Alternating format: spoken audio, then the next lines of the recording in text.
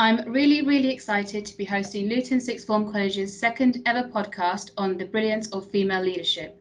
Women in power, ladies in leadership, female empowerment. Let's be honest, we hear these phrases all of the time in conversations, now more so than ever. In this podcast, I'll be speaking to a few of the boss ladies in our town, and I don't use that phrase lightly. I have some of the most influential women in their area joining me today, and I couldn't be more excited to be speaking to them. But before I get carried away, I should probably introduce myself to you listeners. My name's Anisah, and I'll be the host for this episode. I work here at the college and look after the admissions, PR, and social media in a nutshell. So how I managed to get myself on here doing this, I don't know.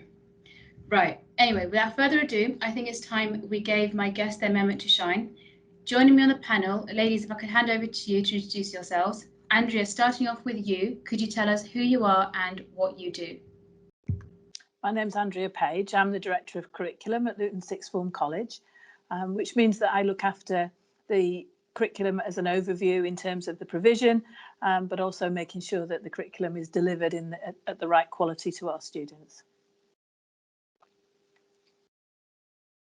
Thanks, Andrea. Jane?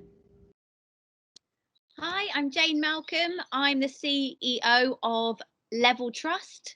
We are a children's charity in Luton that get children learning and support children to have what they need to enjoy their time in the wonderful schools and educational establishments across Luton. I'm also a mum of two, a 5-year-old and a 3-year-old. That is a full-time job as well. So I have lots of fun. We'll definitely be coming back to that, Jane. And Dr. Evans, finally, could you introduce yourself to us, please? Hi, it's lovely to be here and chatting with such lovely ladies here. My name is Dr. Patrice Evans, and I'm Deputy Head Teacher at Challney High School for Boys.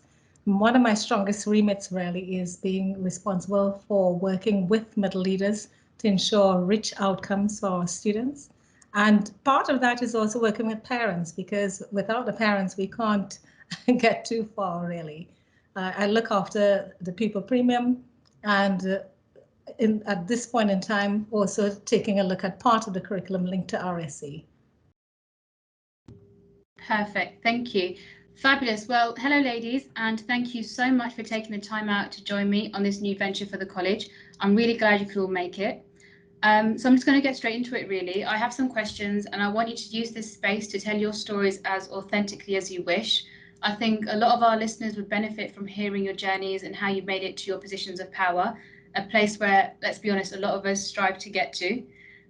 So my first question to you all, if you could briefly tell us your story, what was your journey to leadership like? If I could start with you, Patrice, on this one. Sure. Do you know, when I saw the question, I thought, oh my gosh, there's so many images or metaphors that I could use. But I think perhaps the best one is, I think it's like a plane journey. Now, I don't like to fly. Let me just put that out there. But my first ever plane journey, I remember feeling a little fearful, excited, hugely excited. And I thought, you know what, I'm just going to go for it. So the takeoff was fairly smooth and it became rocky. And just in case you didn't know, there are lots of potholes in the sky. And I think I hit almost every single pothole in the sky on that first plane journey. And I think to quite a large extent, that's exactly what it's been like in terms of becoming a leader. I think eventually I was able to chart my own course, but my first paid leadership responsibility began in the Caribbean. And so within 2 months, 2 months of teaching, I became head of department. So can you imagine that fear, that excitement, yet keenness to do it, because I felt quite honored that people thought that I had those qualities that, could help. So I think maybe out of this, I'd say to everybody listening, embrace any opportunities thrown at you, because again, it's a chance for you to shine. So please do that. And then, of course, I moved to live here in the UK, and that then took on a different set of dynamics, because you're talking about trying to understand the culture, understanding the education system, understanding what was required of you, and then, of course, starting again and becoming a leader. First of all, as a head of year, then, head of English, all very, very different roles. And of course, the lovely thing about that is you get a chance to learn so many different things and work with quite a wide range of people. So I think the phrase that I love in terms of leadership is being comfortably uncomfortable, because you have to put yourself out of your comfort zone, but you have to be comfortable in the sense of knowing the remit, understanding what you're being asked to do, and being able to work with a range of people. But I think the discomfort is good too, because it just keeps you sharp and it helps you to focus a little bit more. And I can see you smiling, so I know you see, you can hear where I'm coming from with that. I think that's it in a nutshell already. Very true, because good things never came from comfort zones. You spoke about some really powerful things there, which we will touch upon later. But Andrea, if I could hand over to you and ask the same question, your journey to leadership. Well, my journey to leadership started not in education, but in industry. So it was a very structured kind of journey, if you like. So it was within a sales and marketing environment, and it was a move from starting in sales to going into some sort of training role to going into a line management role. And a lot of what Patrice was saying was resonating, which was why I was smiling there, that idea of pushing yourself out of your comfort zone and taking on things. And I think when you're young, you kind of take on those things really without thinking about them too much, which is brilliant, because it makes you take those challenges on.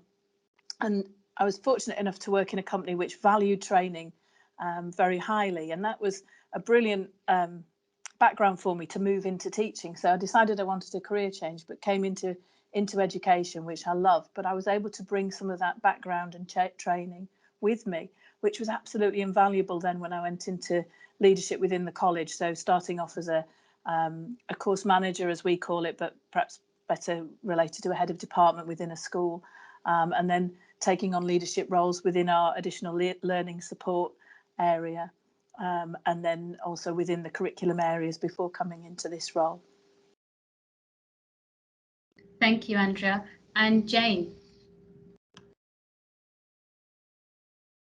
Yeah, I've been thinking back over journeying into leadership, and the word that kept coming to mind when I was thinking about it is that word opportunity. I think I have been so lucky, blessed over my time as a young teenager right up to now, is that I have been given so many opportunities to grow my skills and get experience. And if it wasn't for those opportunities, I would not be doing the amazing role that I get to do today. Thinking right back to my sort of school career, my school really pushed us to, as you were saying, Patrice, to step out of our comfort zones, to try something new. I actually went to a girls' school, which I think at the time really helped, because there was sort of a bit of a level playing field for us. Really, it was expected that girls would lead, that we would go and be the leaders of the future. And then when I moved to Luton, I worked for an amazing charity called Youthscape, and I was really thrown in the deep end there. That doesn't work for everyone, but it worked for me, and I was just given an opportunity to stretch myself and to make mistakes and learn from them. And I really think that, you know, like you were saying, Patrice, like stepping out of your comfort zone, taking risks, making mistakes and learning from them is an amazing opportunity somebody can give you into leadership. And sort of where I am now, I often reflect that Luton is such a place of opportunity, and I don't think I could have founded Level Trust in the way that I had if it wasn't for the amazing community of our town in Luton, and the way that there really is a network of influential people across our town who want to foster people with leadership skills and want to help other people to do things that are going to be good for our community. And it's that network of people across Luton, Altaf Hussein, the amazing principal at Luton Sixth Form, very much part of that network, that has meant that I've been able to practice my leadership skills, and so I'm very grateful to Luton. I love how Altaf got a cheeky shout out there. I think you spoke. I think you all spoke really lovely about your journeys, and I think it's nice to get some background just to know that actually you guys started where a lot of our young people are now, not just young women, but young people in general. So following on from that, what do you think in particular today's young women should know or keep in mind when wanting to climb the career ladder? Can I throw that one to you, Andrea, please? I think first and foremost, you have to build your skills base. You have to have that solid base. And when we sort of all talked about taking risks and taking a chance. When you do that, if you've got the skills base there, then when you do make mistakes, you've got that to fall back on, and then it helps to build your resilience, because we will all make mistakes in leadership, and it's what you then learn, obviously, and build on. So really about building a nice broad skills base, about taking opportunities as they come along, and they may be paid or unpaid opportunities, but all of them will help develop you and your leadership skills. But also, I think it's important to listen to others. I've had some brilliant line managers in my career, both in industry and in education, and I've learned from all of them, and I think that's really, really important. You watch other people in leadership is how you develop, and I think that's one of the issues we've got at the moment with a lot of people working from home. Our young people are not seeing those role models in the workplace on a daily basis. So it's really important to learn from others, I think is key to that. Dr. Evans? Do you know what, Andrea? You said quite so many things that with which I quite agree. I mean, leadership is not a role, and I think that sometimes people confuse the two. Leadership is about developing the skills, and it doesn't matter if you have a role that is paid, unpaid, recognized or unrecognized. It's about you seizing those opportunities, developing your skills, and doing it just because it's worthy of being done. If you do it well, people notice. If you don't do it well, they also notice. But hey, I mean, you just need to do your best. And I think it's important to remember that leadership is not always linked to a role. I would say don't be afraid of challenges or the so-called rubbish jobs. There's no such thing as a rubbish job. Just get stuck in and do it. And very often we shine simply because people don't want to do a particular role. So don't be afraid because others don't want to do it or don't like it. Don't think that's you. Don't let other people define you. And once you get into the role, remember to take your own humanity with you. I think Mary Myatt said that in one of her courses, because I think we're old enough to recognize that there are so many different styles of leadership out there. And years ago, you had to be this, really harsh, draconian person. And that was considered to be strong, effective leadership. But that's not the case at all. So don't be afraid to be you. There's nothing wrong with being firm, assertive, but don't be afraid to be vulnerable or unsure, even to ask questions, because to be honest, most of the best leaders now are level 5 leaders who co-construct with their workers. And you can't co-construct if you're not asking questions and listening to the answers. And those are one or two of the things that you were saying, Andrea, when you're talking. If you can indulge me just a little bit, I would also say surround yourself with people who will tell you the truth. Very often we have our own echo chamber and all we hear are all the nice things about us. And you know what? I'd like to think that we're all nice people, and that is true. I do agree with that. However, we can all grow. There's always room for growth. And that's why I like to see leadership as a journey, as opposed to a role, or, you're always growing. What I used to do 4 or 5 years ago, I'm not doing now, and one thing COVID has taught us is how absolutely creative and resilient people are. So please don't limit yourselves. And if there is no career ladder, come on, create your own. You can do it. I love that. Yeah. Create your own ladder. Yeah. Jane, and how about you? Any advice for the young aspirational ladies in Luton? Well, just following on from what Andrea and Patrice have just said, really, leadership really, it is a state of mind, a state of being. Leaders are people who follow them, and that's not always the person in the leadership role. That sometimes is somebody who's just got those natural leadership skills in a friendship group, in in a team, in any setting, and you'll know if you're that person, because you'll be the one that the person comes to you and says, we've got that challenge, what are we going to do you mind being the one stepping forward and doing this for us? And you can grow those skills if you've got the courage of your convictions and you're passionate about something. You can grow those skills, anyone can. But that goes on to the second thing, Patrice, you were saying surround yourself with people who tell you the truth.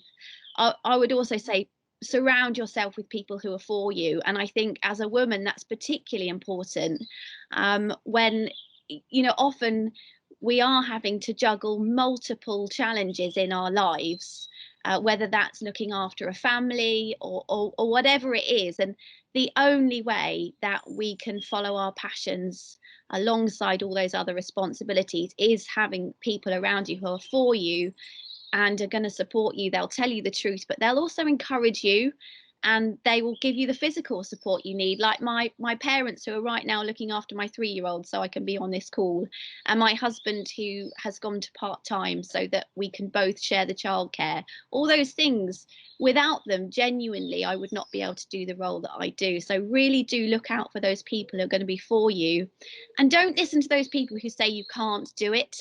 My mum was telling me she was one of the first people to do a university degree in science as a woman, and she really did want to be a mother. That's what she wanted to do, but she also had a real passion in forensic science, and somebody told her don't do forensic science, and it really put her off. And she sort of taught me that if someone says don't do something but you're passionate about it, do it. Just do it anyway, as long as it makes sense, you're not harming anyone and it's good. Do it. Have the passion of your convictions, and if people are being negative to you, ignore them and find the people who are going to be positive, tell you the truth, be honest, but not tell you that you can't. I think that's really important. Thank you for that, Jane. I'm so glad you touched upon the whole working mum with young kids thing. I know we briefly spoke about that yesterday, and I think that's really important to talk about, because when we talk about career and family, a lot of the times they're two separate things. We don't talk about them being, you can be a working mum and you can still have a career. So I think that's really important to touch on, is that, you're a living example, you're prime example, you can do both. You can have little kids and you can still be a CEO. So listening back to all of your journeys, would it be fair to say that your journey to a position of influence came with a degree of challenges? Looking back now, is there anything that you would have done differently? Jane, sticking with you on this one. I think it's a hard question to answer, because I see every challenge as like a learning opportunity, and there are things that I didn't do right, of course there are, but I learned from all of those times, and I'm pleased that I had that opportunity to go through that learning. I think the one thing that just as a human, not even just as a woman, that I've always struggled with is anxiety. And I think having small children as well, and all the pressure that leadership and family can put on you, it can mean that sometimes things like anxiety and mental health issues can be exacerbated.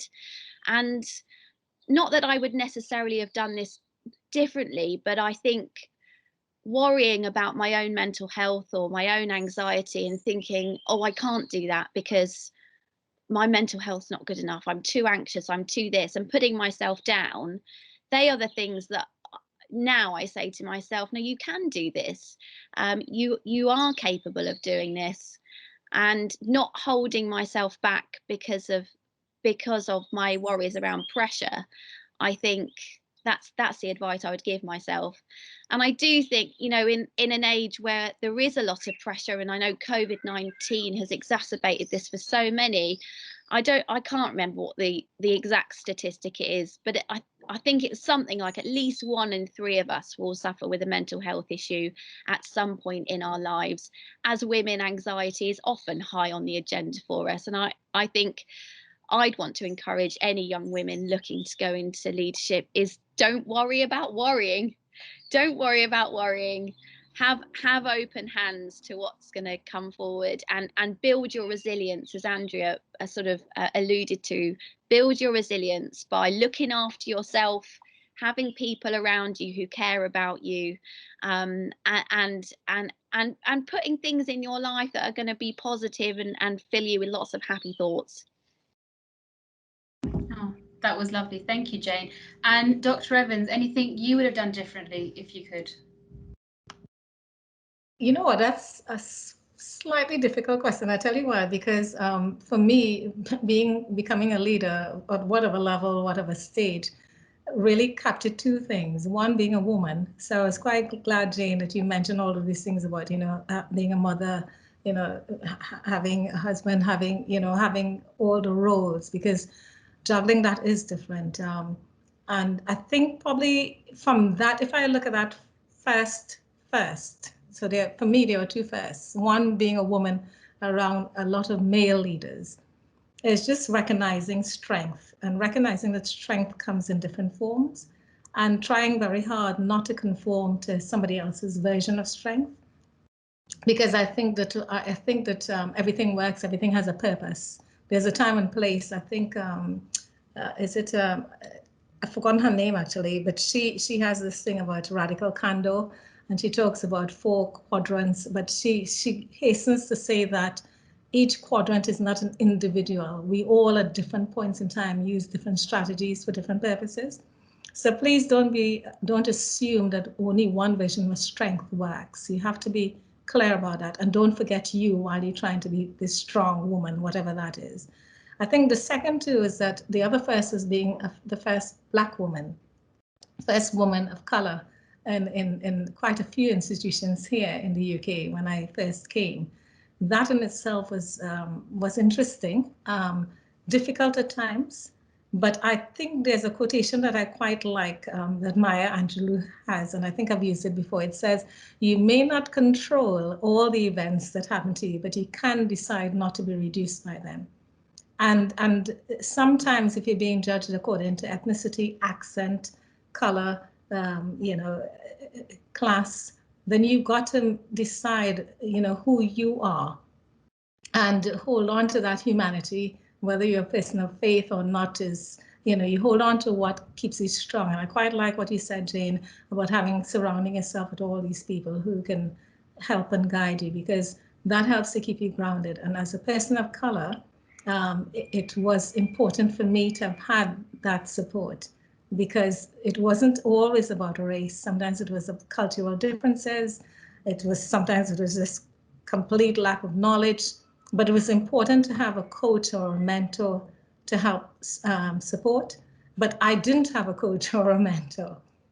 And I think if I had to give one piece of advice, I would say, get a coach or a mentor, particularly a coach, really, because if you're growing as a leader, you really do need a coach, because that coach will help you to unpack things and think through things quite well. So I think those are maybe the two critical ones. I have a lovely quote here, and I need to remember. And then when you do grow and become a leader, remember also to give a voice to other people around you. Because sometimes, whether as a woman or as an individual, you want to get ahead so much that you forget that there are other people who want to do exactly the same. And you're not going to be reduced or diminished by helping others along your journey. And I think that's quite important. So for the past, I would say 15 odd years or so, that's what I've been trying to do with other people, working with them to help them find their inner voice, so that they can also grow and become leaders and develop others. Because let's face it, it doesn't take away anything from me, does it? So I think those are important, yeah. Wow, you touched on so many things there that I wish I could go into, but I can't right now. But Andrea, finally with you, anything you would have done differently? Well, obviously gone into education a lot earlier because I love it. I love working in education. But seriously, I don't regret sort of my time in industry. It was really important. But looking back, almost every day there's something you do differently. And I think that's really important, to be a reflective person in whatever role you have. I think that's a real sign of good leadership, that you can look back and think, well, perhaps I could have handled that better, could have done that differently. But yes, overall, I think to be more confident in myself, that would have been good, but I think that's a little bit retrospective. Sometimes you look back and the younger person and think, yeah, I could have done that. So not much really. I think I've been very blessed to end up working here and in a leadership position that I really love. And we love having you here, Andrea. Oh. So thank you guys. That was a really, really great chat. I mean, there's an open floor now. Anything I've missed, any other comments you'd like to add as we draw to a close, or nothing? If I may, there's a quotation from Maya Angelou that I absolutely love, and I thought, you know, quote around here, you know, let me just go for it. Yeah, your mission in life is not merely to survive, but to thrive, and to do so with the same passion, some compassion, some humor, and some style. And I thought, you know what, ladies, let's do it with style. Whatever we do, wherever we are, let's do it with style, because you know what, we've been doing it anyway. So let's do it well. Thank you so much for that. What a perfect way to end on that. That was a really insightful conversation to have. So thank you to all three of you for being so authentic and honest in your stories. I know our listeners would have loved that as much as I did. So thank you once again. So yeah, that's it. That's a wrap. Thank you to our listeners for listening, and please like, share, and subscribe across our social media pages. This podcast wouldn't be possible without the interaction and feedback. So if there are any comments you'd like us to know, then please just drop us a DM and I'll be happy to pick that up. Let's be honest, this is a brand new venture for the college, so your views are really valued. If you have any topics you want to have discussed here, or fancy being a guest, or even taking the hot seat hosting, then please do come forward. Altaf did mention in our previous episode that this isn't just a podcast for our college family, but the wider Luton community as a whole, and I think that's really important to get across. So yeah, that's it, me done. Thank you for listening. Thank you, ladies, and we'll see you on the next one.